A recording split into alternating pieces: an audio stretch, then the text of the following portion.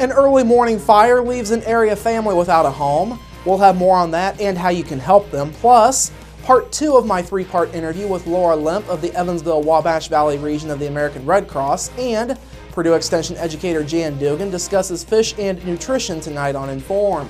All of that and much more is up next here on the 18 WJTS News.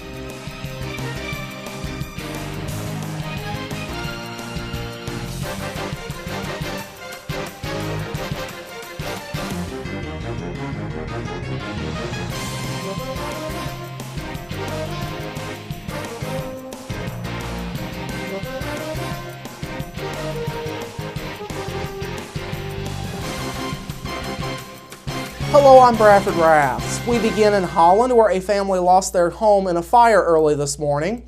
At 3 a.m., firefighters with the Holland Volunteer Fire Department received a call from a passerby about a home on fire in the 9500 block of South County Road 720 West.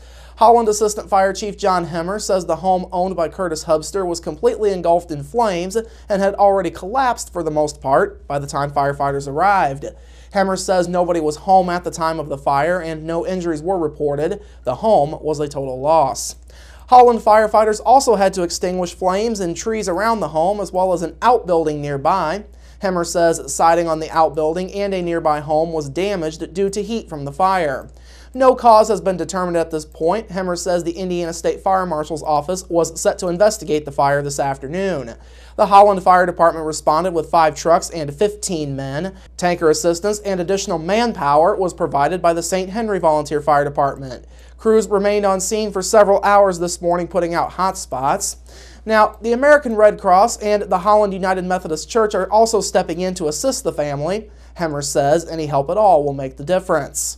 This family has lost everything that they have, except for the clothing on their back. So any help would be appreciated. All donations can be dropped off at the Holland United Methodist Church. A Huntingburg woman was taken into custody after she battered her boyfriend. At 7:55 last night, Huntingburg police were called to a disturbance in the 200 block of 2nd Avenue with 2 people involved. When they arrived, police saw Brianne Campbell walking away from the residence. Police later found her behind another residence a few doors down from where the incident took place. Police spoke with 38-year-old Robert Modeyes. Modeyes told them that he and Campbell got into a verbal argument. Campbell then slapped Modeyes in the right eye and hit him with a belt across the back. Police say that story was supported by a red mark around Modeyes' right eye and a large red mark on his back. Police later spoke with Campbell. She told officers that Modeyes hit himself in the eye and that she didn't intend to hit him with the belt. She stated that when she took the belt off, it flew out of the belt loops and hit Modeyes in the back. Campbell was arrested and lodged in the Du Bois County Security Center. She is facing a level 6 felony for domestic battery. Jasper City officials are now moving forward with determining the future of the city's power plant. Last night, the Jasper City Council approved a recommendation to send out requests for expressions of interest for the plant and the land that it sits on. That recommendation was originally made on Monday night at the Jasper Utility Service Board's monthly meeting. Jasper Mayor Terry Seitz says there is still a lot to sort out with the plant's future. Whether it's educational or other things, is there still value to that? Because the last time we looked was 4 years, and of course that particular project fell through. In addition, at the Utility Service Board meeting on Monday night, and a parallel path, they will also be looking at potential costs if there was a demolition in place, whether the demolition took place at a particular time, what estimates might be. Maybe there would be the grants available for that, such a thing, and to look at that and try to get some real, objective cost of what those things may be too, if that's the eventuality that would happen. Earlier this week, Jasper Utilities General Manager Bud Hauersperger said the plant drew interest from 11 or 12 different companies when the process was done 4 years ago. The last process produced the Jasper Clean Energy Project, which went by the wayside earlier this year, with the decision by Twisted Oak Corporation CEO Jay Katashian to terminate the lease his company signed with the city back in 2011.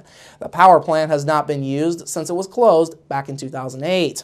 Jasper officials are also continuing to explore options on how to replenish a reserve fund used to pay off $1 million in litigation costs stemming from a legal battle between the city and Healthy Du Bois County over the power plant. HDC had argued that the plan to convert the power plant to biomass would have negative impacts on the health of residents. The city has paid all of the legal fees with money from the reserve fund, but that fund is now in a deficit until the city gets direction on how to move forward. That direction will come from the State Board of Accounts. Contestants for this year's Junior Miss and Miss Strassenfest pageants have been announced. 7 girls in all will be competing for this year's Miss Strassenfest crown. They are Mallory Ollis, Carly Eckert, Caitlin Leisner, Katie Letterman, Annie Stempfnagel, Mariah Tavis, and Hannah Whalen. This year's Miss Strassenfest will get a $1,000 scholarship, while the first runner-up gets a $500 scholarship. Meanwhile, 8 girls will be vying for the Junior Miss Strassenfest honors. They are Zoe Biggs, Peyton Blackgrove, Mackenzie Cooley, Chloe Herzog, Madison Hostetter, Brianne Lechner, Emily Patterson, and Emma Rudepoler. The winner of that pageant gets a $250 scholarship, and the first runner-up gets a $125 scholarship. A second runner-up, Miss Congeniality and Miss Photogenic, will also be awarded for each contest. The Miss and Junior Miss Strassenfest pageants will be held on Saturday at the Jasper Middle School Auditorium. The pageants get underway at 7 p.m. with the Junior Miss pageant coming first, followed by the Miss Strassenfest pageant. Finally this evening, Indiana State Police have now released 2 new school bus safety videos. The videos depict how an unarmed school bus driver responds to an active shooter scenario on a school bus.